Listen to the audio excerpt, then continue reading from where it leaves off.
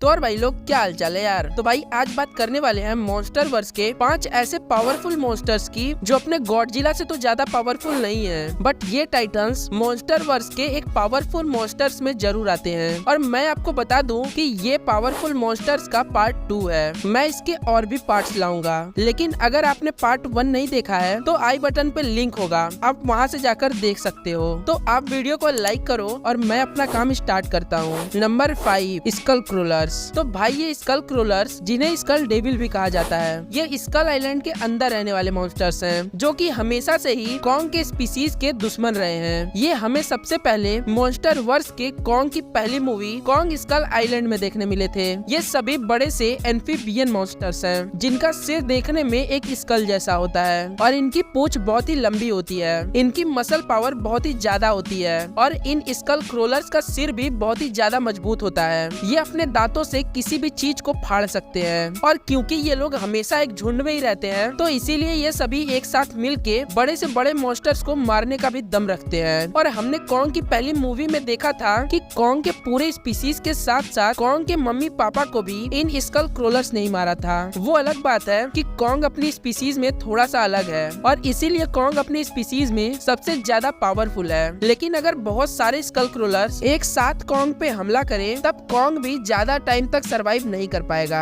Number 4 म्यूटो। तो भाई म्यूटो दो तरह के होते हैं, एक मेल म्यूटो और दूसरा फीमेल म्यूटो। और ये बात जानना हमारे लिए इसलिए जरूरी है क्योंकि मेल म्यूटो और फीमेल म्यूटो दोनों का फिजियोलॉजी, अपीयरेंस और पावर्स ये सब एक दूसरे से अलग होता है। मॉन्स्टर वर्स में म्यूटो हमें सबसे पहले 2014 की गॉडजिला की मूवी में देखने मिले थे, जहां हमको ये पता चलता है कि म्यूटो और गॉडजिला के स्पीसीज की दुश्मनी लाखों साल पुरानी है। इन म्यूटो मॉन्स्टर्स के साइज की बात करें तो ये 280 फीट से लेके 300 फीट तक होते हैं। इनका साइज भले ही कम हो, लेकिन वेट में ये म्यूटो टाइटन सबसे भारी टाइटन्स होते हैं, जहां एक मेल म्यूटो मॉन्स्टर का वेट 15,000 मैट्रिक टन से भी ज्यादा होता है और फीमेल म्यूटो टाइटन का वेट तो 60,000 मैट्रिक टन से भी ज्यादा होता है। म्यूटो टाइटन्स की सबसे स्पेशल एबिलिटी इनकी ड्यूरेबिलिटी है, क्योंकि इनकी बाहरी बॉडी बहुत ही स्ट्रॉन्ग होती है। ये इतना ज्यादा स्ट्रॉन्ग होते हैं कि अगर गॉडजिला भी इन पर खतरनाक अटैक करता है तो उसके हमले का भी इन पर कुछ खास असर नहीं होता है। और ये अपने पैर को जमीन पर मारकर इलेक्ट्रोमैग्नेटिक पल्स तक जनरेट कर सकते हैं, जिससे आसपास की पूरी टेक्नोलॉजी क्रैश हो सकती है। और इस एबिलिटी का यूज करते हुए म्यूटो को हमने गॉडजिला मूवी के अंदर देखा था, जहाँ ये म्यूटो अपने पैर से इलेक्ट्रोमैग्नेटिक पल्स जनरेट करता है और पूरे शहर की लाइट चली जाती है और सभी इलेक्ट्रॉनिक उपकरण बेकार हो जाते हैं। नंबर 3 बेहेमोथ और मैथुसेला। तो भाई नंबर 3 पे दो मॉन्स्टर्स हैं, क्योंकि मॉन्स्टर वर्स में हमें ये दोनों टाइटन सबसे पहले Godzilla king of the monsters में देखने मिले थे। वैसे तो मॉन्स्टर वर्स में इन दोनों का अपीयरेंस बहुत ही कम है और ये दोनों सेम दिखने के साथ साथ इनकी फिजिक और साइज भी लगभग समान ही है। और यही वजह है कि ये बता पाना मुश्किल है कि इन दोनों टाइटन्स में से कौन सा टाइटन ज्यादा पावरफुल है, इसीलिए इन दोनों को एक साथ रैंक कर दिया। तो सबसे पहले मैथुसेला इतना बड़ा और भारी है कि इसके चलने मात्र से धरती पे भूकंप आ जाता है। और इसके एबिलिटी की बात करें तो ये स्ट्रॉन्ग तो है ही, पर इसके साथ ही ये बहुत ही ज्यादा ड्यूरेबल भी है, इसीलिए इससे फाइट करना बहुत ही ज्यादा मुश्किल है। बात करें बेहेमोथ की, तो ये एक ऐसा टाइटन है जो कि एक हाथी की तरह दिखता है और ये टाइटन एक मैमथ से इंस्पायर होकर बनाया गया है। बेहेमोथ स्ट्रेंथ में बहुत ही ज्यादा स्ट्रॉन्ग है, ये अपने एक टक्कर से बड़े बड़े बिल्डिंग्स को भी पल भर में तोड़ सकता है। नंबर 2 रोडान। तो भाई रोडान एक फायर मॉन्स्टर में सबसे पहले Godzilla king of the monsters movie में ही देखने मिला था। यह मूवी में एक वोल्केनो से बाहर आता है और देखते ही देखते पल भर में पूरा एक शहर ही बर्बाद कर देता है। रोडान के साइज की बात करें तो रोडान अगर अपने पंखों को फैला ले तो इसकी हाइट 800 फीट से भी। रोडान किंग गिडोरा से लड़ने जाता है, तब किंग गिडोरा रोडान को पकड़ के उस पे अपने ग्रेविटी।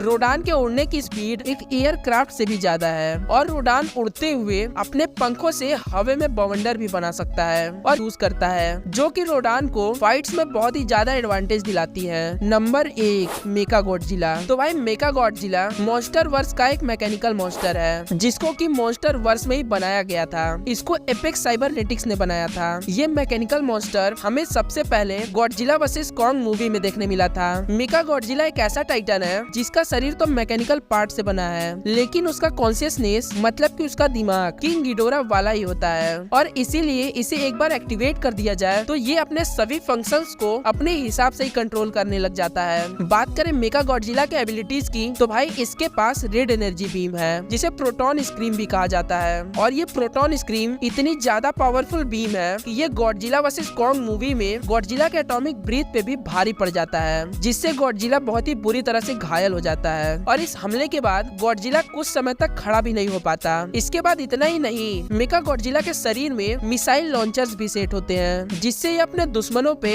दूर से भी मिसाइल हमला कर सकता है। इसके बाद बैक पे जेट थ्रस्टर भी लगे हैं, जिससे ये अपने मूवमेंट को फास्ट भी कर सकता है और ये अपने दुश्मनों के पास तेजी से पहुंच सकता है और उनके ऊपर पास से हमला कर सकता है। ये तो कुछ भी नहीं है, इसके पूंछ पे एक ड्रिल लगा है, जिस ड्रिल को मूवी में कॉन्ग पे यूज कर देता तो कॉन्ग का उसी समय पे मौत हो जाता। गॉडजिला वर्सेस कॉन्ग मूवी में मेगा गॉडजिला अकेले कॉन्ग और गॉडजिला दोनों पे भारी पड़ जाता है। अगर कॉन्ग और गॉडजिला दोनों साथ नहीं आते तो मेगा गॉडजिला एक एक करके उन दोनों को मार देता। पर मैं यहाँ पे ये जरूर बोलूंगा कि उस समय गॉडजिला बहुत ही ज्यादा थका हुआ था, और अगर गॉडजिला थका हुआ ना होता और उसके शरीर में प्रॉपर रेडिएशन होता तो मेरे हिसाब से तो कहानी कुछ और ही होती। तो भाई ये थे मॉन्स्टर वर्स के 5 बहुत ही पावरफुल मॉन्स्टर्स। इस लिस्ट के 5 और मॉन्स्टर्स इसके पार्ट 1 में है, तो इसका पार्ट 1 नहीं देखा है तो उसे भी जरूर देखना। और आपको वीडियो कैसा लगा मुझे कमेंट्स में बताना मत भूलना। तो बस इतना ही था आज की इस वीडियो में। वीडियो पसंद आया हो तो वीडियो को एक लाइक कर देना, और चैनल पे नए हो तो चैनल को सब्सक्राइब भी कर लेना। मैं तुमसे मिलता हूँ एक और नई वीडियो के साथ, तब तक के लिए धन्यवाद।